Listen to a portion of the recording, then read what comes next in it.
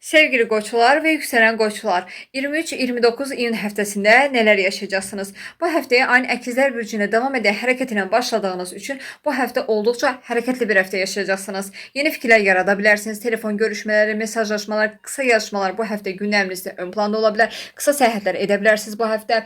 Akademik təhsil, seminar, konferans və təqdimatla əlaqəli mövzular gündəminizə gələ bilər. Yaxın çevrənizdə olan ünsiyyətiniz bu həftə arta bilər və ən əsasında ünsiyyətdə biraz gərginliklər, səbirsiz davranışlar yaşaya bilərsiniz. Diqqətli olmağa çalışın. 25 iyun tarixində Xərçəng bürcünə gerçəkləşən yeni ayın təsiri nəticəsində ev və ailə həyatınızla əlaqəli müsbət hadisələr yaşaya bilərsiniz. Yeni bir evə köçə bilərsiniz, yeni bir ev ala bilərsiniz.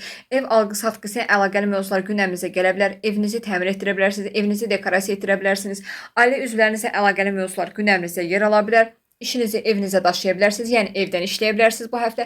Evinizdə ailənizlə birlikdə daha çox zaman keçirə bilərsiniz. İş dəyişikliyi bu həftə gündəminizdə yer ala bilər və 26 iyun tarixində Merkurinin Şir bürcünə hərəkət etmə başlaması nəticəsində şəxsi maliyyənizdə müsbət hadisələr yaşaya bilərsiniz və sevgi münasibəti olmayan qoç bürcləri bu həftə sosial media və yaxud da tanıdığınız insanların vasitəsilə bu həftə yeni biriləri ilə tanış olub yeni flört həyatına və yeni sevgi həyatına addım ata bilərsiniz. Təşkilatı işlərdə, dəvətlərdə, dərnəklərdə, partilərdə, əyləncə məkanlarında daha çox iştirak edə bilərsiniz və eyni zamanda övladınız varsa bu həftə övladınıza daha çox zaman ayıra bilərsiniz.